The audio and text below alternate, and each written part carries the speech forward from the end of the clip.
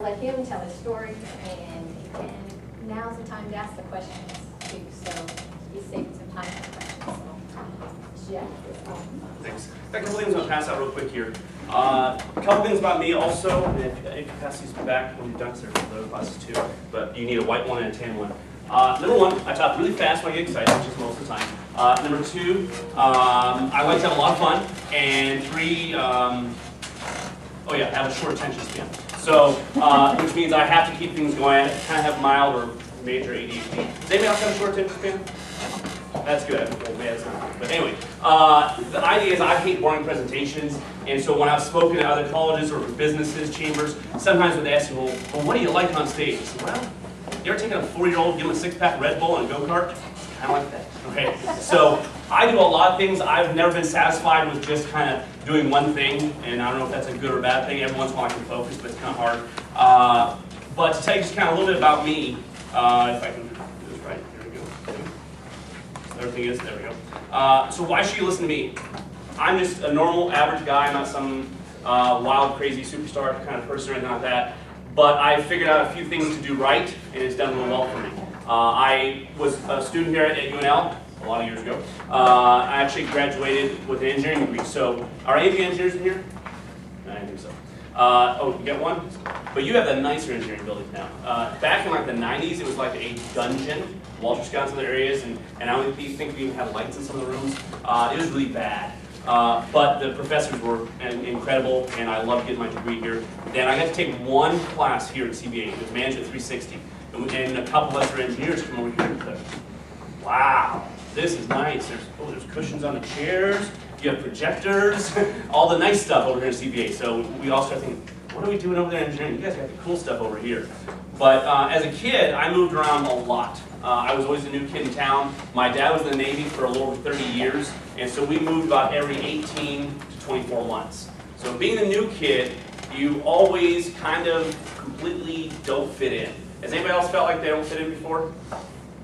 Maybe if you're not raising your hand, you just didn't understand that question. Okay, so we're always in a place where we don't fit in. That's okay sometimes. Sometimes it's better to rely on yourself than as others, and to realize, hey, it's okay just to be me. It's okay to do my thing and figure it out on my own. I don't have to be part of a particular team or a particular clique, things like that. But then eventually you learn how to kind of play well with others. I was also the kid in school that tried to micromanage everything. If you're in a group project, anybody ever have a group project like high school where one kid wanted to do everything and wouldn't let you touch it? How many of you were that kid? Just me? No, yeah. Because I figured, well, I want an A, and I don't trust any of y'all, any of you people in my group, so I'm going to do it all and you can enjoy the A. And so that works okay in high school. That's not okay in real life because it really holds you back. And I had to learn some of those lessons the hard way in my businesses when I first started. And so I said I had a pretty average life growing up. I had actually pretty good parents, but I was an only child. Anybody else an only child? Am I the only one in this room? That's fantastic. That means the whole world really does revolve around me. Okay. How many of you are the oldest child? Youngest child? Middle child? Don't want to raise your hand right now? Okay. All right, so everybody has kind of a different position in their family, and there's books about psychology about that. And it's always kind of interesting to me kind of how people fit into that. Some of the cliche ideas they have about being the middle child or being the only child or being the oldest child, whatever it may be. And they always want to pigeonhole you and say, well, you should be like this because you're the oldest child, or you should be like this because you're the youngest. It means you're spoiled. You're the middle child, well, you're just screwed. So whatever it may be, they always try to come up with these little titles and pigeonholes to stick everybody in, and that always kind of bothered me. And so anyway, moving on with my life, I just kind of went into business for myself at the age of 19. I opened my first business. As she mentioned, it was Tiger Rock Academy. It was a Taekwondo place. I actually started downtown while I was still a student here. I started training a long time ago in Florida with my instructor. Moved out here after going to Vanderbilt for a while, which is a great school, but I didn't like it as much as most people did. So I decided to leave and researched and decided to come here to UNL. At the time, some of the professors in engineering, especially industrial management systems engineering, were world renowned. And I really liked that. They had a lot of very real world experience. And so I thought that was great, so I came and finished here. Along the way, I got put out of the Navy. I was in the ROTC program. I have too much scar tissue on my left knee. And so that was kind of the end of the line for me. I ended up staying here in Lincoln because I kind of fell in love with Lincoln and this whole community. And I don't think I'll ever leave. I like to travel a lot. In fact, I got back yesterday from the Dominican Republic. And so I enjoy traveling. But I like coming back here where it's normal, relatively safe, and reasonable people. So what we're going to talk about today a little more is really kind of, as the title said, putting your business on autopilot. And I talk about this, I don't know if I can figure out how to use my PowerPoint. You gotta be smarter than the PowerPoint. Oh, there we go, spacebar. And so I was moseying on through my life, and then I started having these major train wrecks. And so the first of those, and this is kind of what led me to that whole business autopilot idea. The first of those, my father died. That's my mom and dad there. That's one of the last pictures I had of my father. He passed away of cancer, and technically passed away of a heart attack, but that was in response to all the methotrexate they were doing for cancer. And that was kind of rough on me. Again, as I mentioned, we moved a lot, and because of that, I was very close to my parents. So my dad was almost like my best friend, but there was still that parent-sibling relationship. And I talked to him probably every day, or at least every other day, or every third day, even as an adult. We got along so well, and he was great. And so when that happened, that was kind of a big deal in my life, and I suffered from a lot of depression from that. And you hear people say, oh, well, time heals everything. No, it doesn't. It doesn't heal anything. It still sucks. It's still a huge hole in your heart. You'll never, ever, ever get over it. So if you learn how to deal with it and how to cope, it doesn't get better. Okay? Train wreck number 2. A few months later, I found this iPad. It says, be the kind of woman that when your feet hit the floor, each morning the devil says, oh crap, she's up. That's who I was with. Okay, I think they wrote that about her. I was with her for 13 years, 3.5 months, but who's counting? And then I realized she was the devil and did everything known to man that could be wrong. So if you made a checklist of every horrible movie, every chick flick, things that you've ever seen, that somebody's done something wrong to somebody, put a check by every one of them. And that's about what she did. And I figured it out. It only took me over 13 years. So got rid of her, and that was kind of devastating because I was also stupid. At the time we weren't married, we were engaged, but we might as well have been married because I was dumb enough to have put her name on my building, my house, my business, and every vehicle I own and everything else, which means she gets half, even though we weren't married. So that was a real fun settlement.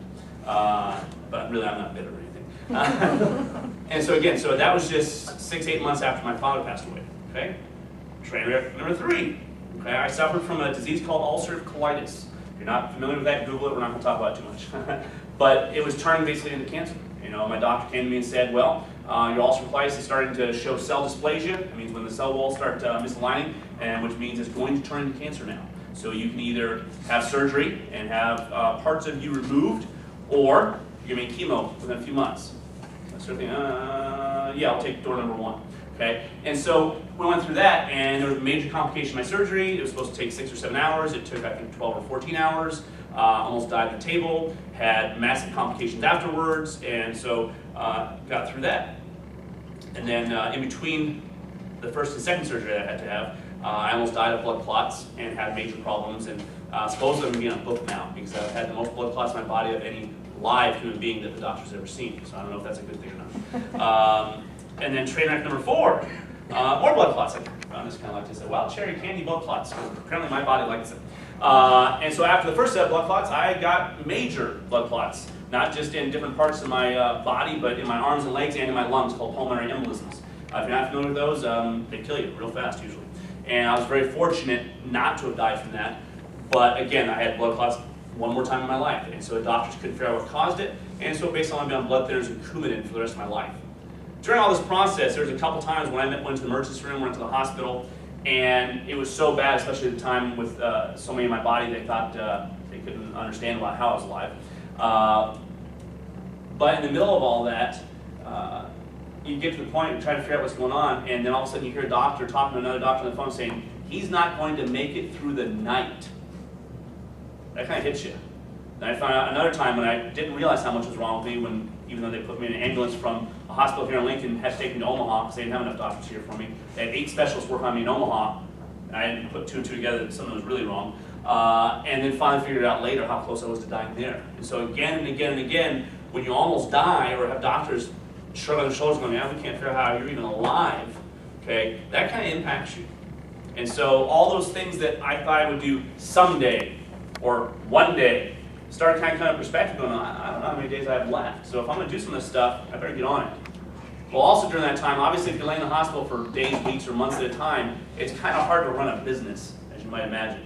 And so I had to start implementing systems into my businesses that would allow me, or allow the business to survive without me. So in other words, I didn't have to be there on a day-to-day basis.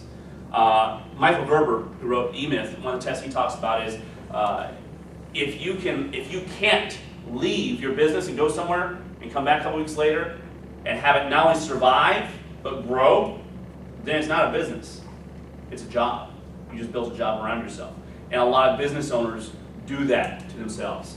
And I had done that to a point as well, and so I had to start radically restructuring my businesses so they could function like a real business. So I didn't have to be there every day, day in, day out, to make sure that the business would survive, so that if I did, there'd still be something out there to make me money when I got out of the hospital. And so, does anybody else watch How I Met Your Mother?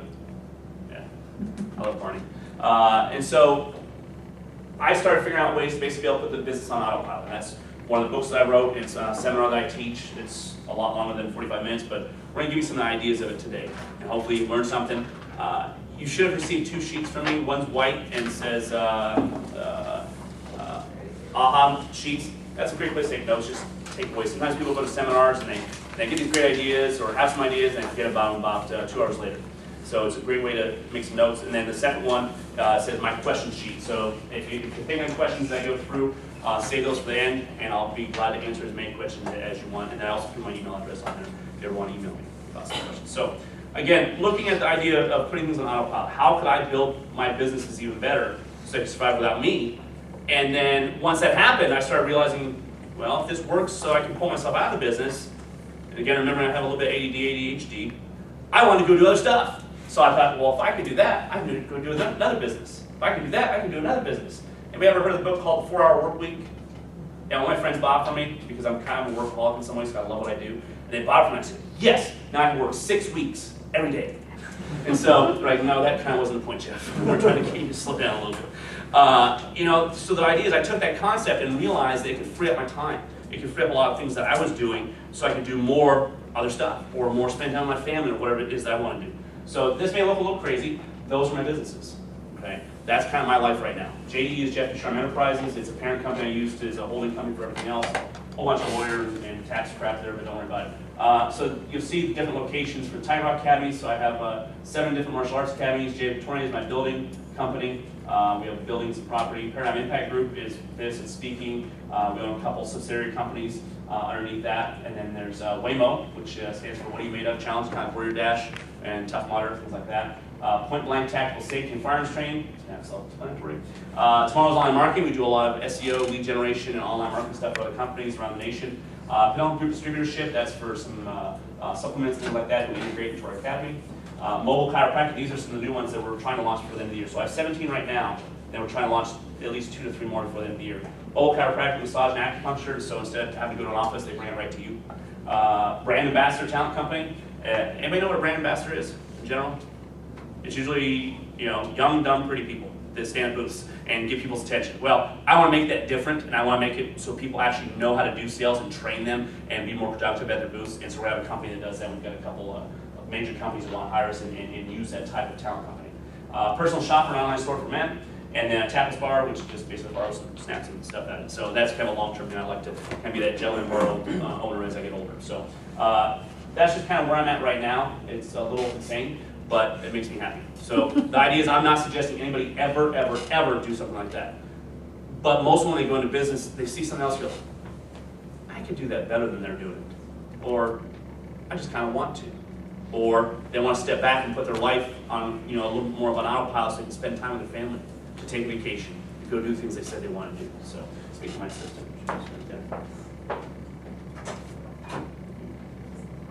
Oh, good. That was convenient, right? I want to talk more about this later, about having great people on your team so when you're really irresponsible and forget important things, they can bring to you. That was my system. She actually saved somebody's life last week too by doing some where was I? See, if I had this, I wouldn't have to space for stuff. So why should anybody else be interested in what I'm talking about? The idea of putting a business on autopilot, do those types of things.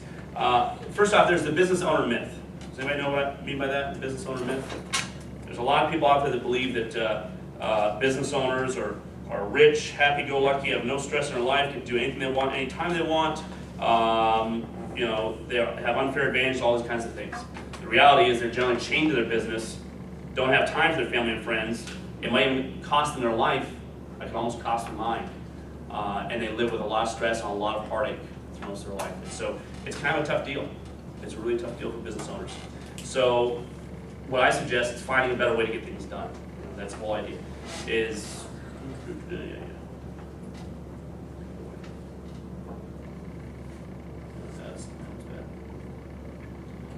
as you can tell, I'm not a computer genius.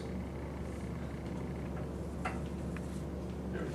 Okay, and so the idea is also, as I mentioned before, you can expand. The ability to expand your business. Sometimes, if you're too involved in the day-to-day operations of your business, it's very difficult to expand to another location, to have multiple streams of revenue, or to really grow that business itself. Because too often, business owners work in their business instead of working on their business. I'm sure you've heard stuff like that before. And the idea is developing little systems that don't rely on you. If you're the choke point, if you have to do it, if it has to be you, it's not really a system. Okay? Third one there is new businesses. Like I said, you'll find other things that you'd like to do. Some of you probably started, most of your seniors in here, right? Most of you probably started college with a particular degree. Did anybody change their degree in the last 4 years, or 5, 6, 7, 8 years for some of us? Yeah. So a lot of times you go on thinking one thing, and you go, oh, there's something else I'd rather do. Well, so again, you have that freedom. If you really set your business up this way, one of the gentlemen that I coach, he's one of my clients, he has a mobile online business. He does a lot of mobile sites, text message marketing, things like that. And I've been working with him, and he's going into a completely different industry. A huge opportunity fell into his lap. And he can do that because he built his business, and we helped him build his business in a way that makes it possible to take himself away and hire somebody else and bring in a manager, or let that manager do even more. So he can now even have 2 businesses. You know, that's only possible if you build it the right way. Time with family, as I mentioned before, a lot of times business owners think, well, I'm doing this for my family. I'm doing this for my spouse. I'm doing this for my kids. Oh, and by the way, you're never home. You work 20 hours a day. So how is that doing anything for your kids when they grow up not knowing who their mom or dad is? And so we say these things, or convince ourselves these things, we're doing it for so-and-so, but where's the balance point? You know, most often you hear the idea that somebody's working, whether it's the husband or the wife, either one, and their spouse saying, well, I just want time with you. Then the usual response is, well, fine, we'll have time, we'll be broke and live in a box. Well, there has to be some type of middle point there. There has to be some type of balance, right? You don't want to live in a box, and you don't want to have money but absolutely no time to spend it. So that's no fun either. Okay? And then refusing to accept average. You know, some people are fine having a 9-to-5 job. They're fine making an average income, having an average life, having an average family with 2.2 kids, or what it's supposed to be now, and they're fine with that. Great. Well, a lot of people aren't. Especially if you're in the entrepreneurship program, especially if you're considering going into business for yourself, you're probably not someone that thinks average is great. You don't get up in the morning, look yourself in the mirror and go, you know what, I want to be average today. Okay? That's just not what it is. You know, we want to do more and have more. There's nothing wrong with that. Some people think, well, you should feel guilty if you want to make more money or do more or do this. That's nonsense. You know? Making money is not a bad thing. Some people ask, well, it's better to give than receive, right? Nope. You have to receive first, otherwise you don't have anything to give. Okay? I give more money, more time, and more donations, more opportunities than people that aren't in my position. Okay? I've been very lucky in a lot of ways. We have a lot of scholarships. We do a lot of great things for people, and that's only possible if I receive first, which means I got there and work my butt off, make some things happen, and then I can help other people. You know, if you get involved in a business, the money's never enough. It doesn't matter how much it is. It has to be something you're passionate about or something you're interested in. And when you're doing that, you find ways to make it work. And so that's why I truly believe that if you do everything you can, then you can help other people, whether it's your family, friends, charities you want to support, whatever it may be. Okay? I'm just going to do this right. There we go. Awesome. Okay. So 4 areas. There's 4 areas I identified. Again, this is based on my experience and things that I've researched and put together from my companies. And we'll explain each one of these a little more. But there's the aero, the engines, BPS, and spokes. Okay? Some of you are probably scratching and go, what the heck is he talking about? Don't worry, we'll talk about more. But I want to show you this video here that, if it comes up right. A lot of people think that everything's just about positive thinking. And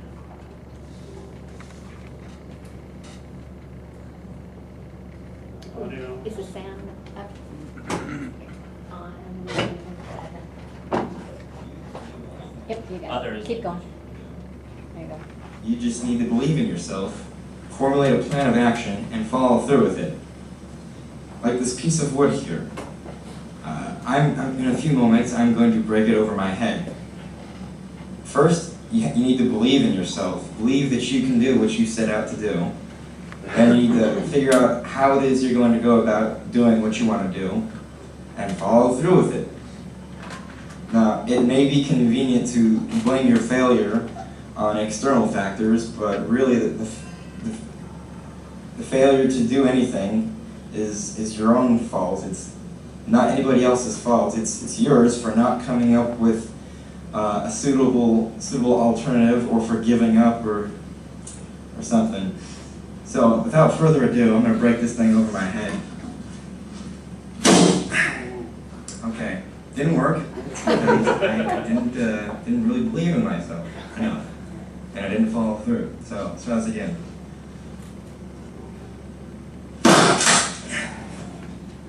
Maybe not. Or not.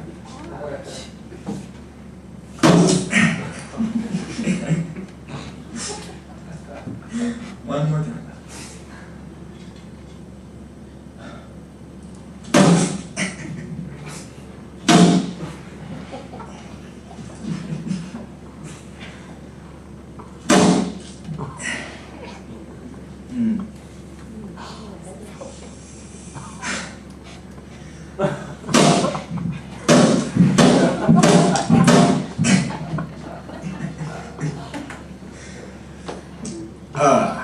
So, what have we learned here? We've learned that breaking wood over your head maybe isn't as easy as the original thought. But maybe we tried with a different piece of wood.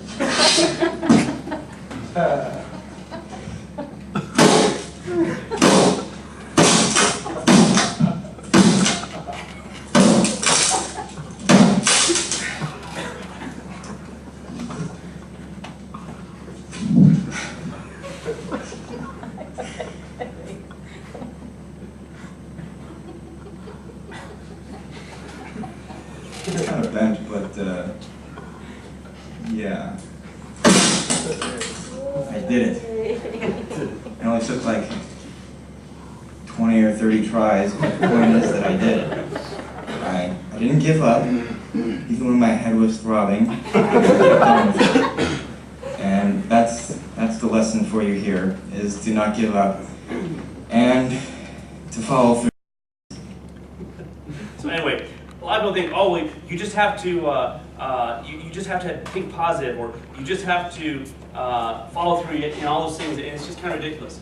If you stand out on O Street and think positive while you're standing in the middle of the street, especially on Friday night or Saturday night, what's going to happen? Standing in the middle of the street on O Street on Friday or Saturday night, what's going to happen? You get run over. Yeah, but if you think positive, you won't get run over, right? You know, people come up with some of these things, they just take it to an extreme.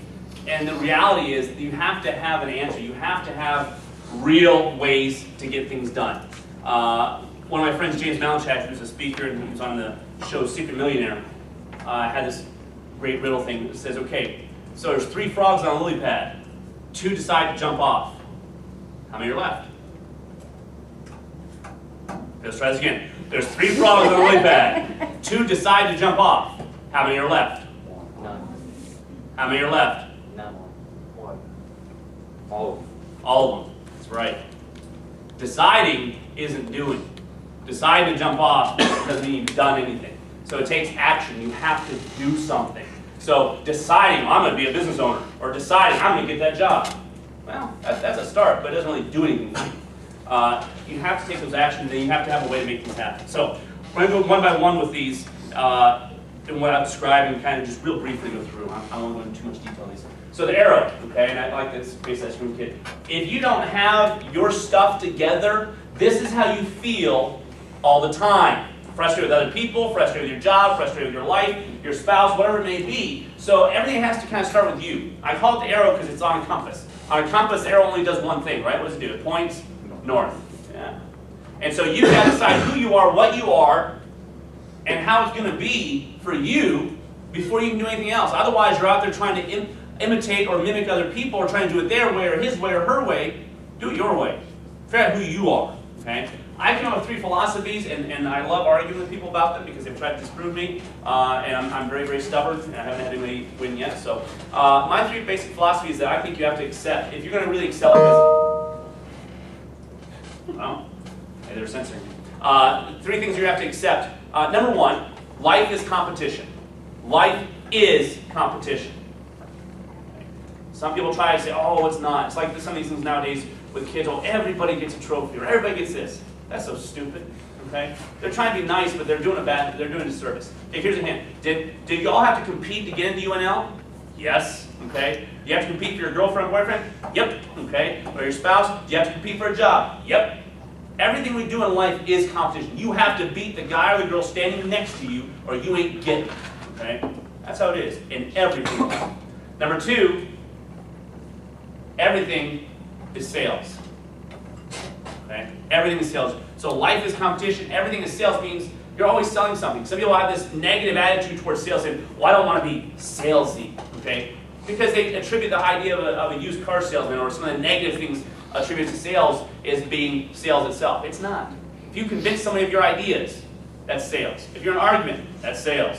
If you're trying to get a job, you're selling yourself to them. If you're trying to get into college, you're selling yourself to them. If you're on O Street in one of the bars and you're trying to pick somebody up, you're selling yourself, okay?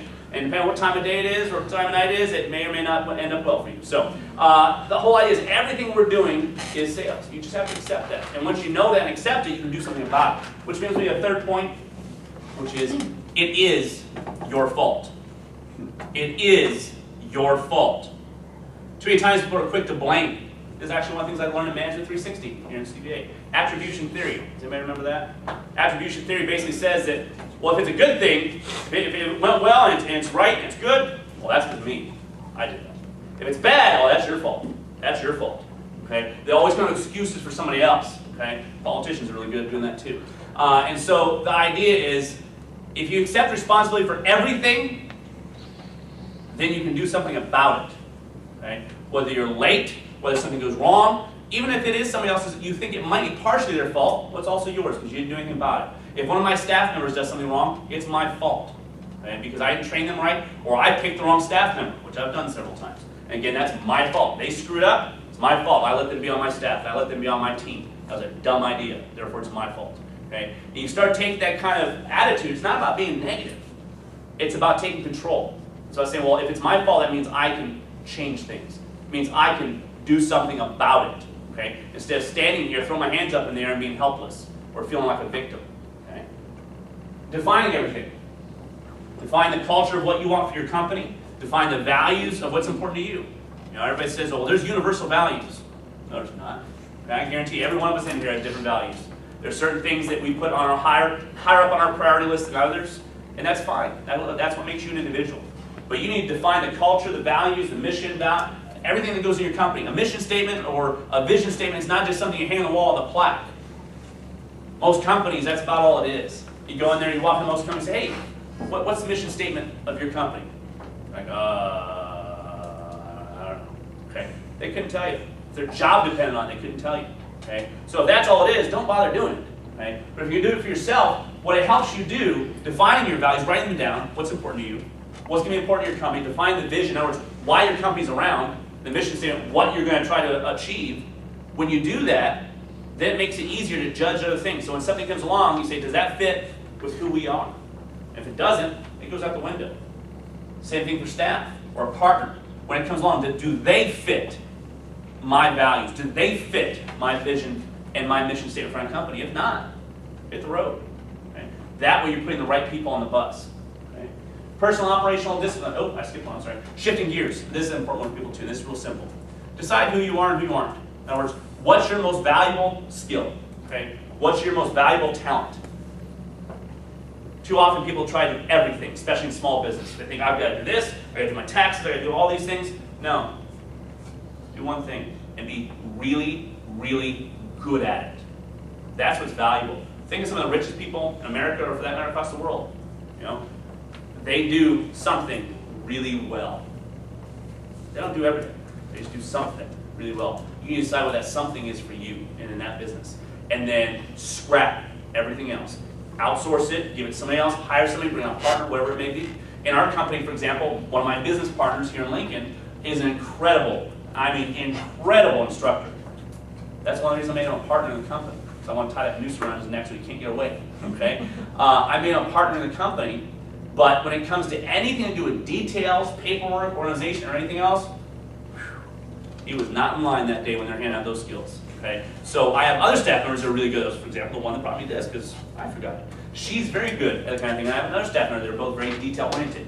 And if my partner reaches for a contract or certain paperwork things, they all cringe because, no, you don't touch that, you go over there, okay? Again, keeping people in their areas of strength is important, especially for ourselves. We have to manage ourselves. Don't allow yourself to be in areas of weakness, working in areas of strength.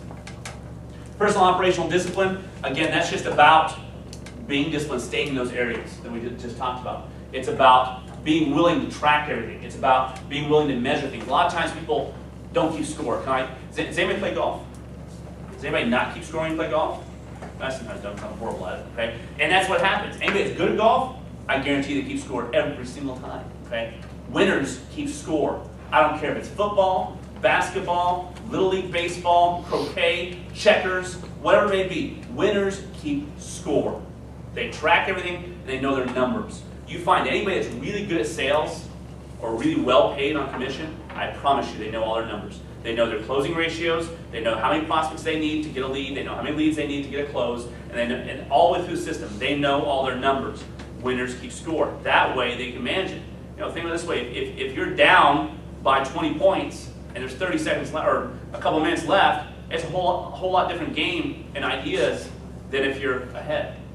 Okay? So you've got to manage yourself and your business. Well, what if sales are down by 20%? You got a week left. What are you going to do? You better figure it out. Okay? But if you just kind of let it slide and let it go and think, oh, it'll be fine. We'll just work harder. We'll work harder. What the heck does that mean? Okay? It doesn't work. You've got to put numbers to it. You've got to be willing to do that. Okay? That's kind of really easy for left brain people. Right brain people have a little more trouble with it.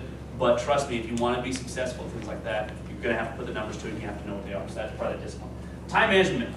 Okay. There's this myth that you can manage time. Okay? Well, time doesn't stop just because we think it should or try to make it. Everybody has the same amount of time in the day, right? You've heard the expression time is money, all that kind of cliche stuff. But here's where they got it wrong. Here's where people think, well, I've got it figured out, and they don't. They schedule their time in their calendar. I do it to a certain extent in mine. But they start mapping out, okay, here's where I have this class, or I have this appointment, this, and they put them all in, and they think, yes, I've got my time management down. Okay? But here's what really happens. During that week, when they have everything planned out, something comes up. Your spouse calls, hey, you got to pick up Joey from school today. That wasn't on your schedule, was it? You were scheduled to do something else, but that's not going to happen now. Or, if you're here, you're studying, and your boyfriend or girlfriend calls you, and they're having some kind of drama or issue with something, and they throw you off track for 2 or 3 hours. You didn't plan that, did you? Does anybody ever schedule that in? You know, boyfriend drama, girlfriend drama. Does anybody put that on their schedule? No? Okay.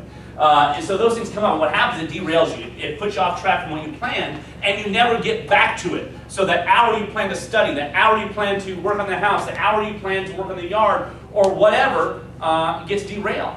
Okay? And what happened for me, when I realized this, is actually was my workouts, my personal workouts, both in Taekwondo and at the gym, would get derailed by stuff. And I would get really angry.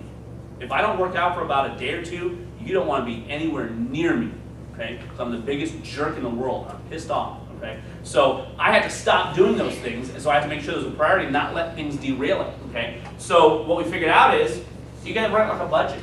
Okay? So say I'm doing this many hours of studying, or this many hours to looking for a job, or this many hours at my business. And when you start looking at like a budget, like money, well then it's just the same thing. How many hours have I put into this task? How many hours have I put into that task? Whether it be marketing, whether it be staff training, whatever it is, start looking at like a budget. So that if it does get derailed on a certain day, well, you still owe that money. Okay? If you don't pay your rent on Tuesday, on Wednesday you still owe it, don't you? Okay? So think of it that way. You owe those bills, so to speak, by your time. Okay? Now here's the other big problem with time management. I need a volunteer. Don't worry, we're not going to play dodgeball. Come on. He's a little bigger than you. I Yeah, hope this works. Yeah, like a step stool or something. No. Okay, so here's what happens in everybody's lives. To some people more extent than the other, but this is what happens. Okay, ready? Ready? Ready? Good. Now, throw one back to me. Another one. Another one. What's the difference? Okay. I didn't tell him to catch the ball, did I? Well, he did, because it's just intuitive, right? Okay. This happens all day long. Stop. People come up to you and go, oh, hey, I got this problem. I need you to help me. And what do? Oh, okay. And you go help them. Oh, hey, I need you to do this. Okay. I need you to do this now. Okay. It happens to us every day, whether it's our parents, our kids, our spouse, whatever it may be. Friends, they always throw junk at you and expect you to solve their problems, right? Okay? That derails us. Thank you. And so we've got to get used to the idea of not being so worried about dropping the ball. Oh, I can't drop the ball. If they're expecting me to get this done, or if I told them I'm going to do this, then I've got to make sure it happens. Well, that's important sometimes. But here's the thing. If you always do things when people bring you their problems, what happens? They're always going to bring Keep on doing it. Yeah, they keep on bringing in more of their crap, okay, and dumping it on you, okay, and more of their work. This happens in the workplace a lot, by the way. If you're like a star performer, the low-end performers go, hey, can you help me with this? Because they know you will, okay, and they keep doing it and doing it and doing it. Next thing you know, you're doing all their work and not having time for yours or the things that you want to do. So you've got to get real good at prioritizing things. And when somebody brings you a problem or brings something to you, just because it's their emergency, it doesn't mean it's your priority, okay? And what happens if you drop the ball or just don't do it, they stop bringing it to you, okay? The other thing you'll learn is, you know, I don't know if any of you are living with anybody right now, but guys, if your girlfriend or wife ever asks you to do the laundry, screwed up so bad, they'll never ask you again. Just saying that, okay? And that's the whole idea is learning how to manage other people, okay? Learning how to manage other people. Now, the problem with that is, and you've got to be careful, is you've got to know the right balls to catch. So if your boss is throwing you a ball that's really important to him, you catch that one, okay? And so you've got to decide and determine where you're at in life, you know, the position and the role you're playing, and make sure you're doing the right things. But again, to keep that in mind, that you don't have to catch everything that's thrown at you. Sometimes people make a list and they use the ABC for priorities and stuff, and they've got 27 A's. No, okay, you're not allowed to have that many. They've got 27 A's, 2 B's, and 1 C. No, that's not how it's supposed to work, okay? So you've got to be able to prioritize things for yourself, and when people go to dump things on you, realize, just be able to, hey, I'm too busy, I'm booked. Okay? For example, when somebody will call and say, hey, can I talk to you on the phone tomorrow at 9 o'clock? Nope. You think I'm just sitting around waiting for that? For salespeople, business, especially Lincoln, salespeople just walk in your door, hey, I want to tell you about this. You have an appointment? No? Oh, okay, so you just think I'm sitting around waiting for you, so you're going to disrespect my time that way. Okay? So we've got to be careful of how we deal with people, but then own our own time. Own your time and own your schedule, and don't let people screw with it. Okay? So that way you're making decisions for you. Okay? And once you do that, all of a sudden you find all this extra time to do stuff that's important to you instead of just being important to other people. Okay? And the final thing I put on there is life balance. And again, I've been very, very, very, very guilty of being out of life balance. And by that I just mean, again, how much you work, how much you relax, how much you spend time with family, all those things. It can get bad in any direction. If you sit at home all day, you know, unless you have some like 7, 8 figure bank account somewhere, then you're going to be in trouble. Okay? If you work all day, every day, it's going to affect your health. And I know it affected mine. It almost killed me. If you're with someone and you're never actually with them, don't wonder why that relationship falls apart. Yeah, that's work too. That's just almost like another job in some ways. And so we've had to figure out where that tipping point is for us. It's different for everybody. I probably work a little more than most people, but then I also play a little more than most people. I balance it out. I take at least 2, probably move to 4 vacations a year. Every year I leave the country at least 2 or 3 times and go for a week. And I don't have to check my business at all. I do usually. I'll check on it every once in a while at night or something on the internet, but I don't have to. I've got the right people in place that if I left for 3 months, I'd be fine. Okay? And it's not because I'm amazingly smart. It's because I just kind of figured it out. Have you ever seen like a magic trick? Wow. Then they show you how it works. You're like, oh, that's kind of simple. I can't believe I fell for that. Okay? And so it's just you learn the trick. Okay? So if you learn tricks and ideas of how to balance the business, how to put things in place, you don't have to kill yourself to try to grow the business. You know, that's going back to that business owner myth.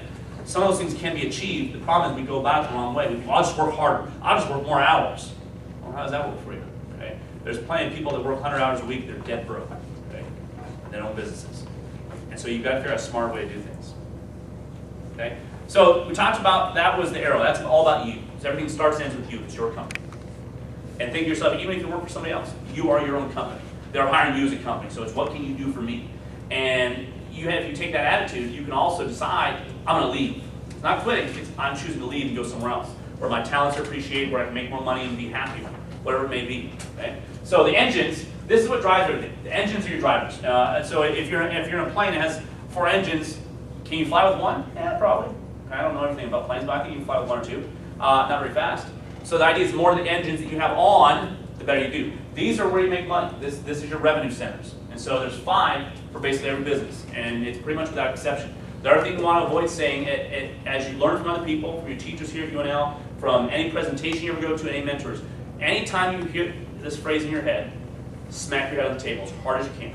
If you say the phrase in your head, but my business is different, stop yourself. It's not. Okay? People try to use that as an excuse, as a reason why not to listen, or why not to try, or oh, that wouldn't work in my business. My business is different. Right? Okay? It's not. So look at these 5 things. You got new sales. That doesn't matter if you're a doctor, if you're a chiropractor, if you're a dentist, if you're in sales, if you're even here at UNL. Wherever you're at, there's always, that's the new blood to the system. Okay? Anytime a new sales, new patients. Retention, that's a profit center. It's actually much cheaper to keep people than it is to get new ones. And so if you work on and spend time and develop systems into retention, then you make more money. It's just that simple. Upgrades is something a lot of people forget about. You can always upgrade your relationship, whether it be even a one and done type business. Car washes, for example. There's, I think, 2 or 3 times now to do it, where you can buy a membership, where you can get as many car washes as you want per week. Has anybody seen those? I think Jet Splash does it. I think the one down south, the car dealer, Anderson, whoever it is, does it. There's a couple places that do it. And the whole idea is they've just captured you as a customer. When you're paying $5 or $8 a time, you can always go somewhere else. But if you spend $40 for a membership, you're going there every time. So they make a little less profit per transaction, so to speak, but they get every one of the transactions. They own you now. Okay? And so that's the idea. You took something that most people didn't think could be an upgrade or a continuity type program and make it that way. You can do that with just about every business. Have a VIP status, have a platinum. There's always a membership, there's platinum. You can go to a club. You get paid a couple bucks at the door. Oh, there's a VIP area over there. That costs a lot more. Okay? Whatever it is, there can always be another level to it in your business. Retail. Okay? I've seen hot dog vendors sell t-shirts. Actually, there's a coffee company called Badass Coffee Company. They sell a ton of shirts. And so the whole idea is you can always involve retail, whether it be apparel, hats, anything, water bottles, whatever it may be. You can always sell stuff that goes with your business. And then events. These are special events, joint events, affiliate marketing firms, whatever it may be. Holding special events, that's just another spike for your income. And so, again, this is different for every business. You can go into a lot of detail on these, but just kind of understanding that, hey, there's 5 main areas, and everything falls into those. Anything you can think of generally falls in these 5 categories. And if you think that way, you'll find holes. So in other words, some companies, they just focus on new sales and retail. They don't focus on retention, they don't focus on upgrades. That means they're leaving a lot of money on the table, okay? So their business, instead of making, say their business making 100 grand, they could be making 200,000 like that, just by plugging those holes, by filling in those other engines, okay? BPS, okay? This stands for Business Positioning Systems. Instead of GPS, it's BPS. These are the systems that drive your company. Creating scripts versus systems, all that's talking about is the idea people should start with scripts. In other words, word for word, here's what you say, don't deviate from it, okay? That way you get consistency. Then as they get good, then they understand the system, the why behind it. Then they can go off script. So if you have a new salesperson, they can't go off script. They will screw it up, they'll leave out important key points, they'll miss the steps to finish the sale. Okay? But if you have somebody who's very seasoned and understands the script, they can go off script a little bit to capture opportunities to work with somebody better. Okay? The whole idea of having these systems in place, again, is so that you don't have to be there. This is taking you and putting it into your employees or putting it to other staff members, partners, whatever it may be. Okay? And then it's also for you when you come back later to review and upgrade your systems to make them even better. The systems of all my companies we review at least quarterly. We go back through and make some tweaks, and then we also take input from frontline people. My lowest staff members, I got one kid who's 17. He's brilliant. He's been with me now for 12 years at least, and he comes up with some great ideas. He also comes up with some not so great ideas. He's 17. Okay, but the idea is, if you go to your frontline people, some of them have the best ideas. If you want to find out more about how the customers are interacting, or find out more about how it's really happening in your business, you have to go to those frontline people and take their input. And when you do, they take ownership of the systems too. So now when you implement the system as a team, you say, hey, you help put the system together. When you try to make somebody do something, it's a lot harder. When it's their idea, it's a lot easier. Okay, whether it's your boss or anything else. For example, even in school, especially in high school. How many of you hated reading some of the books that made you read in high school? Yeah. Then how many of you read a whole bunch of other books outside of high school that you really did like? Okay, yeah, that's all I did. So when you choose to do it, it's great. when someone else makes you do it, it kind of sucks. Okay? So the same thing with business systems. All you got to do is let them be a part of that process, and now it's there. Now it's their idea. Now they're a lot more likely to follow it and more likely to police it for other employees. Okay? On my teams at Tiger Rock Academy, if you come on my staff and you're doing something wrong, you show up. One of our big things is if you show up late, you're done.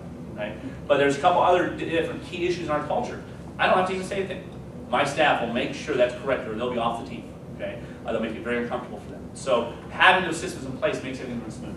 I'll go back to video here in a second. Marketing, it's the key to most business. One of my clients I work with, she has a great business. She works in acupuncture and chiropractic, and she put together a great budget, great business plan, everything.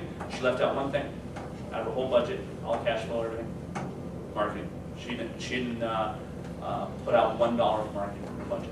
So basically, she had to give up her whole salary to try to push that over towards marketing. The only way you can grow your business is marketing. Unfortunately, it's also the first thing that most businesses cut. When times are tough, they cut their marketing. One of the dumbest things they can do is one of the surest ways they can put themselves out of business. Okay? Sales. Again, next step from marketing is finishing sales. Like I said, everything is sales. Whether it be selling your ideas to your employees, selling your product, selling your service, wherever it may be. Fulfillment, whether it's manufacturing, fulfillment of service, the day-to-day operations, how you turn the lights on, how you make things happen at your office. Customer service, how you deal with your people. You should have actual systems and policies. Now, I'm just saying policies for the sake of having a policy. Kind of an employee manual. Most employee manuals are worthless. Basically, all there is a legal document so the employer doesn't get sued. Most employees don't know the stuff that's in them, and basically it's just a way to whack your employees over the head when they do something wrong. And if that's what you think is leadership, you're going to have some problems. Okay? So, understanding customer service and asking your employees, how could we have made that situation better with that customer? How could we have made them, and use that opportunity, made them a long-term client because we screwed up, now we have an opportunity to recover and make it so good, make them feel so valued, they never want to leave. Okay? How many of you have ever been to a restaurant where they screwed up your order?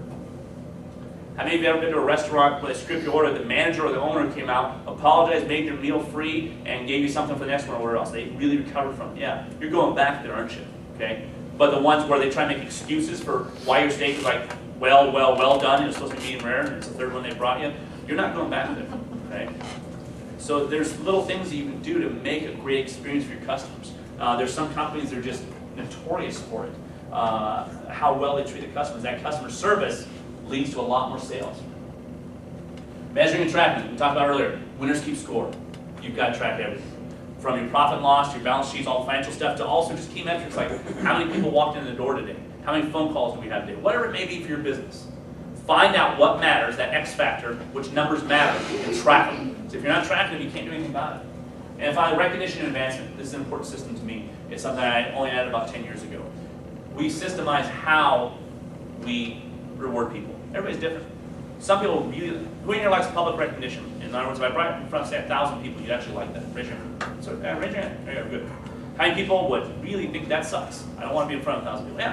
Yeah, everybody's different. Okay, that's the idea. So if you have one system saying, well, every time somebody does something good, I'm going to bring them from all of our clients and all the staff, I'm going to make a big deal about it. And you embarrass the daylights out because they don't want to be up there. That's a bad idea. Okay? How many people would like to get just, I don't know, a pile of money for a bonus? There's hands, okay? I do. How many people don't really care if you got a pile of money? There's something else you'd rather have. Maybe a vacation or time off, things like that. Yeah. People are different. So you have to know your people and put systems in place to reward them as them. What's that phrase? Treat others, or do unto others as you would have them do unto you. That's wrong. It's completely wrong. Okay? You should treat others. Don't treat others the way you want to be treated. Treat them the way they want to be treated. Okay? We're all different. Okay? There's certain things that we each like and dislike. Different personality types. Some people are very left brain, very right brain. Some people are very analytical. Some people are more creative. Some people want all the details. Some people are more big picture. So you have to give it to them the way they want it, not the way you want it. And when you do that, you'll find that the people you're leading or the people you're working with are a lot more appreciative. Because something you might think is a positive, they might look at it as a negative, a very bad negative, as if they don't want to be on the team anymore because you embarrass them or give them something they really don't want or they're not comfortable with. Go to the next one. Shoot spokes. Yeah, there we go. Oh, actually, no, that's a good video. That's a good video too.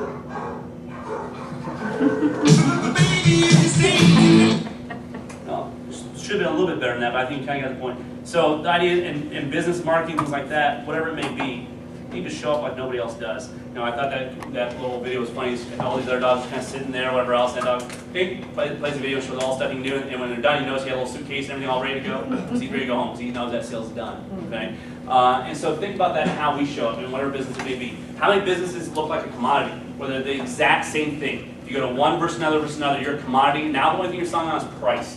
And if you're going to do that, your name better be Walmart or Amazon, or you're done. Okay? So if the only thing you can sell on is price, you don't have much quality there. And so some people complain about Walmart taking out our small businesses. If you can't compete against Walmart, you've got problems. Walmart's easy to compete against. When you think about going to Walmart, you think about buying really high-end, really high-quality stuff. No, you're not buying cheap stuff. That's okay. There's a big market for that. But if you can just take a different positioning yourself is a higher quality. Positioning yourself is different service. For example, there's a toy store that was a neighbor of mine at one of my locations, and they didn't just sell toys. They would keep a profile on you and decide which toys you like, and when a new toy would come out, they'd call and say, hey, this toy just came out, I know your daughter really likes this series of dolls, this new one's coming out next month, would you like me to reserve one for you? Okay? Or hey, we know it's your daughter's birthday is coming up in 3 months, here's 3 new toys that are coming out, and they're the hottest things on the market, would you like us to reserve one for you? Okay? And all kinds of extra services like that. Like I mentioned, for the chiropractic company that I'm looking at developing, we're going to have it mobile. How many chiropractors are there in Lincoln? A lot. Okay? How many of them are mobile? 0. So how many of them come to you? So you're busy at your office or you're at home, whatever it may be, and now there's a chiropractor, they'll come to you and save you time. That differentiates. That's the whole idea. Okay? Spokes. Staff, professional advisors, outside vendors, key leaders, elite mentors. Okay?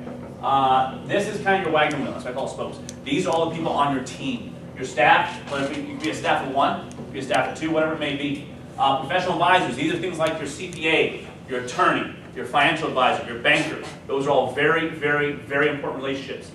Is anybody in here going to be a CPA? Oh, good, so you like yourselves. Okay, so the last thing I ever want to do is read a tax book about this thick about all the tax laws that change every single year.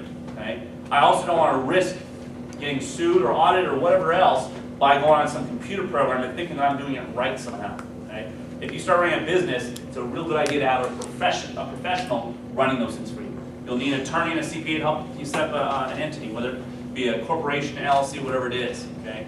Then you want a good banker you have a relationship with. By relationship, I mean that if you're walking in the grocery store and your banker sees you, they know you by name and stop and talk to you. Okay? If your banker doesn't know you by name, you don't have a relationship. Okay? And that makes a whole world of difference if you ever need financing, capital, things like that, so that when you go to the bank, you're not just number 467. They know you. They know your family. They know your dog's name. They know where you're from. They know where you're going. That makes a huge difference to the banks. There's a lot of strings they can pull, things they can do to make processes go a little smoother. But all you are is a piece of paper with some numbers on it. That's kind of tough. Okay? Outside vendors, these are people helping with fulfillment, whether it be a printer, a t-shirt maker, whatever it is. The things that your supply chain, so to speak, helps you make those things happen. There's some really smart guys out there and women out there that can help you in your business, basically for free. When they see things going on, they help you as a supplier because you're all part of the same team. You're all in the same boat. If you fail, they lose a customer. That means they lose money. So they have an invested interest. They're a stakeholder in your company, so they will help you. Okay? And will help you find ways to save money, to do better things, to be aware of things. So that's great people to rely on your team. Key leaders. These are people who bring a team. As I mentioned before, one of my partners here in Lincoln. He started as a student, then became a staff member, then became a partner. Okay? Developing key leaders is about teaching them the things you wanted them to do, whether it be to become a partner, to become a manager, a supervisor, whatever it may be. But those key people, so that when you're gone, when you're in the Dominican Republic or wherever else, you decide to sail around the world, wherever it is, there needs to be key people that are making things happen for you when you're gone. Okay? Otherwise, if you leave and everybody kind of looks at each other and goes, what do we do? What do we do? Yeah, let's go home early today. Okay? That doesn't work so well. So there has to be key people that are in your organization or that can step in for you, whether it be temporarily or long term. And then elite mentors. Something I talked about for a long time is, I don't know how much time I have left. I could be dead tomorrow. And I don't say that to be for somebody to have pity on me or anything else. I've had major medical crises in my life. There's been times that they said I should be dead already. So I might live to be 80 or 90. I might be dead tomorrow. For that matter, any one of you could walk in front of a bus tomorrow, right? So if we want to get things done, forget about this 10-year, 20-year, 30-year plan.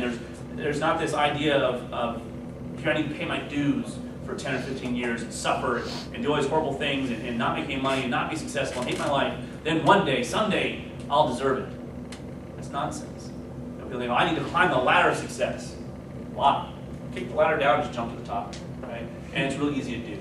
You find people that are doing what you want to do or know what you want to know, and you ask them. It's that simple. Okay? You find mentors. You need to have as many mentors as you can fit in your life. Okay? Whether it be for certain skill sets, whether it be for whatever thing it is you want to do. You know, it's different for everybody.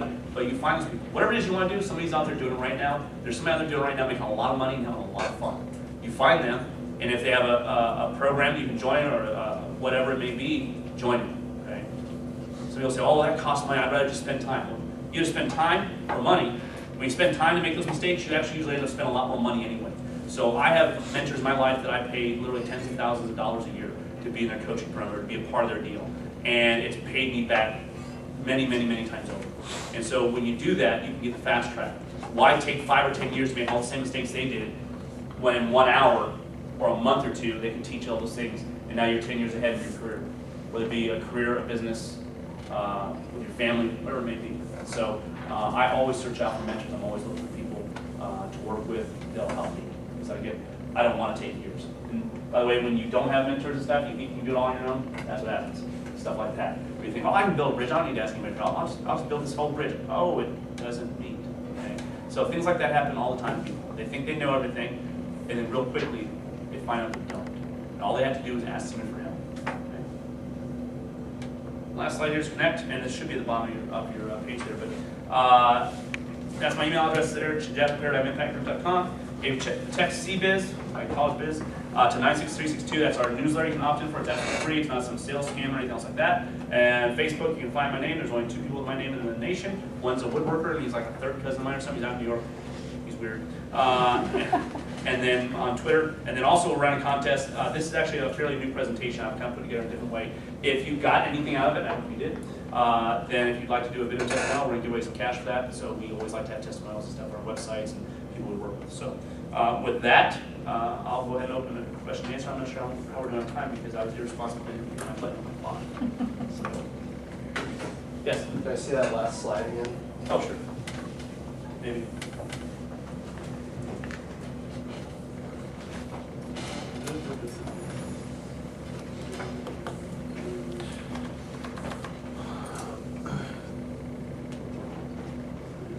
As you can tell, like I said, I just got math last year. Ta-da! Yes?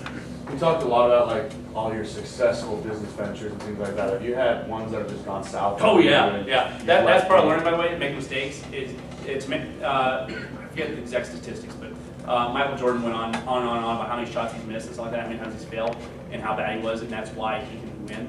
Like for example, I just recently closed one location. We lost north of $250,000 on it over the years, and we decided it was the wrong move. You can make those decisions. It's not really a failure. You learn something from it. You know how many times it takes to invent a light bulb? It wasn't the first 1 or 2 or 10 or a couple thousand times, right? So I've had that happen in Pensacola, Florida, where one of my academies is located. They've had major hurricane stuff down there over the last couple of years, so we lost quite a bit of money there. So I've made some major mistakes in my life. That's also, by the way, one of the reasons I like having multiple businesses. If one goes bad and the other's doing well, you're okay. If you have all your eggs in one basket, it makes it a little bit tougher. So I've also made major mistakes with staff. I kept a guy on staff because I thought I could fix him. Yeah, well, you can't ever fix anybody. And so learn to fire fast. You know, as soon as you figure out it's not the right fit for them, let them go because they'll be better off and so will you. So I made some major mistakes in hiring. I made some major mistakes in trusting people. I made a mistake in a relationship at 13 years, 3.5 months, but counting, and gave her way too much money. And so yeah, that's just kind of how I learned. You know, and then I was, you know, I said because it's my choice in life, some of the things that happened to me, I almost died because of it. And so I've had to make some better decisions now. So when you do those kind of things and fall face first, that's a good thing sometimes. You know, the saying fail fast. In other words, if I'm going to fail, I don't want to bleed out over 20 or 30 years. I'd rather fail really fast so I can get back up and go do something else or make a better decision. Okay. Somebody else over here? Yeah. I was going to say, speaking to that, how do you feel as far as your comfort level with a risk, you know, now and when you first started out? I mean, do you feel a lot better and more comfortable with a lot more businesses, or? I am. I'd say I probably still have the same risk tolerance, so to speak, but I'm more confident because, again, once you've made mistakes, you know, oh, I'm not doing that again. So you figure out how many more ways you're not going to do. Kind of like, if you've ever been in a really long-term relationship, I'll go back to this again. If you've ever been in a really long-term relationship for, you know, more than a year or two, you figure out exactly what kind of crap you will never put up with ever again, right? Okay, and so those red flags go off a lot faster. You go, next. Okay, so the same thing in business. If you start going down a path and I was, oh, I've done this before, I recognize this train wreck, next, and you do something different. And so I'm more confident that way. And when I build my businesses now, I'm a little more confident because I know I can build them faster because I've done it before. You know, it's as you get more and more repetition, you get better at it. But I would say what Brian Tracy's saying is be happy but not satisfied. You know, the idea of being happy where you're at but not satisfied. You want to push for more, and I always feel like that. I'm comfortable. I make pretty good money. I'm not supposed to say how much I make because it's illegal. But not how I get it. No, it's just that you're not supposed to make any claims of income. In other words, I can't claim that if you do all the things I say, you're going to make millions of dollars and buy houses with no money down or anything like that. I live a fairly comfortable lifestyle now. I didn't always. You know, I grew up pretty poor actually. But I'm confident in what I've done because even if you took it all away from me, I know I can still build it again. It's kind of fun. Yes? So 19 years old is really young to start your own business. What made you feel like prepared for that? It was one of those deals where I had a couple other jobs before and I realized I really didn't like working for other people. Has anybody ever had that? Have you ever worked a job you look at your boss going, I'm so much smarter than you, or you're just an idiot, you know, and you have that stress in your life. And so I've been through a few instances like that. And when I first started martial arts, I was already teaching even in high school. I went through a full instructor program and everything else. I enjoyed doing it. I love working with people. So I decided to do it part-time, mainly because even at that time, actually, I'll just spread out my story. I was homeless. When I first came here, I lived out my truck for a long time. I got a job as a hasher, not because I wanted to, but because it has food with it, in addition to money. And then eventually I decided to open my own business, and it was a little more profitable for me, and it put me in control. You know, if you take an entrepreneurship class, you probably have a lot of interesting control. To me, that's one of my issues. I like controlling things. I like, not to an unhealthy point, but I feel less stressed when I know it's up to me. It has more opportunities like that. So I jumped into it with both feet, and thankfully it worked out really well. Yes? When you opened up the additional Tiger Rock location, were you teaching there yourself when you opened them up, or did you hire out immediately? Actually, I brought him work on that, and that's part of what I was talking about with systems and like that.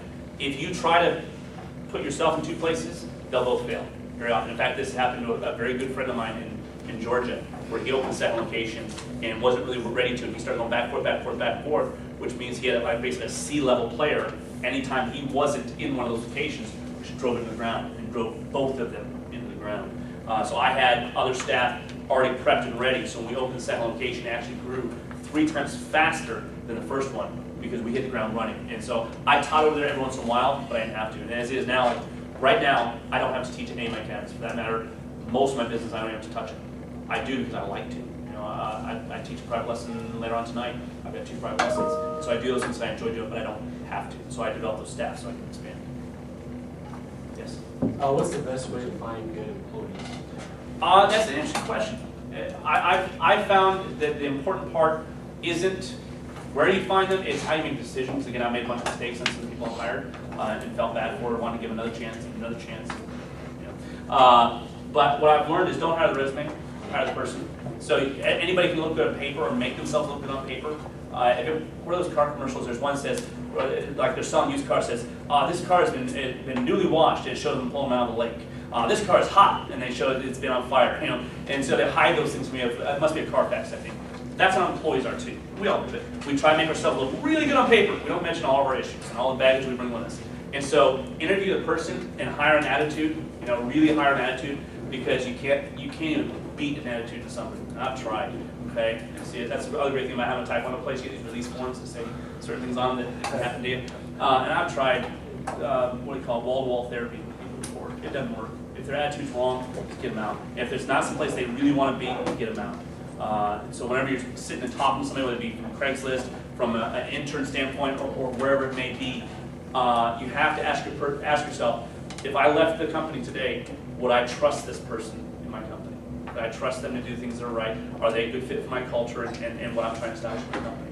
And when you do that, it ends up being a better fit. I don't care if they're the most skilled and talented person in the world. If they can't play well on your team, then they don't belong there. You know, because otherwise it just creates friction and problems in your company. Next thing you know, they're trying to say, well, I want to do it my way. You know, there's no my way, it's our way. By the way, since my company, it's kind of my way. Okay, so what else? Yes. When you started your first business, who helped you? Like, did you have mentors at that point, or what did you do? Yes, actually, I'm glad you asked that, thank you. My instructor, my martial arts instructor, who's actually one of the founders of our whole organization, we have about 200 schools around the nation. He was helping me as an instructor and a little bit of business and like that. And then actually I started asking other people in business, even some of the professors here do now. And I would bring them some of the things I was doing and talk to them about it. And I was always picking people's brains, I was always asking people. The other thing I did is I went to Barnes & Noble a lot. Because Barnes & Noble back then was open till 11 every night, including Sunday. And once I figured out that they don't care if you take the magazines off the shelf, the books off the shelf and read them, as long as you buy their they're okay with that. And I literally read every book in the business section. Every single book. Now, back then it was a lot smaller section. And I would read 15, 20, 30, 40 magazines a month. Every month I wouldn't pay for them. But I'd read them. And I was nice too. I didn't fold them all up or crease them or draw on them or anything. And I put them back real nice. And they left me alone. They didn't mind that I did that. And so I learned a lot of things. I was always looking for what other people were doing. And one of the things that I like to do back then, I even do now, is I love, for example, I love Disney. Has anybody ever been to Disney World? Okay. I'm actually pregnant in December again. I love Disney World. And it's not for just like the kiddie stuff or whatever else, but I love their business systems. I love watching and looking and trying to figure out how they operate things. So I look at other companies and figure out how I can take what they're doing and put it in my company. You know, if it's working really well for them, how can I take a piece of that and put it here and make something for me? And that, like I said, that's why I love going to Disney. And they even have a tour there where you can go underneath it's called Four Keys to the Kingdom, and you go underneath the whole place and see how everything operates, from the trash to transportation. To me, that's really cool. All my friends think it's really dorky, but I enjoy it. So, yes. So at this point, you come up with all the ideas for the new businesses, or did people ever come to you independently and ask you if you want to go through together? Yeah, actually, I've one of my, as part of my coaching program, I sometimes do joint ventures with people. For example, one of the businesses back in the chart was called Photography Impact. I don't know anything about photography, but I know a lot about business. And a good friend of mine came to me and brought me some ideas, and we put together and did a needs analysis and some research, and we formed a company that offers a forum and advice and all kinds of things for photographers that I'm the majority owner of now. And so I always look for opportunities. Some people bring those, and you got to be open to that kind of stuff, and just decide if it's a fit for you. I think we're right out of time. I hate to shut you off because, again, you're asking some great questions and filling in a lot of areas. And if you do have questions, I know be serious about sending in an email or you get LinkedIn and you can ask me for comments as well. Typically, again, if you don't get paid for doing something that university, then you probably never receive $1 million for a presentation. But truly, I think you guys are going to have a hard time doing a 3-2-1 on him where there's only 3 main things that he talked about. You'll have a whole list. I have a whole list of things that if you put these ideas in place, they'll be worth dollars. Okay? So I really hope that you can go home and quickly put together your 3-2-1s before you forget some of this. His note-taking is a great way to make sure that they record everything too. So with that said, I do appreciate you coming, and I'm glad you're staying the whole day. You get to talk with the other classes too. So you're on your own. I'll be sending out emails and announcements for next week's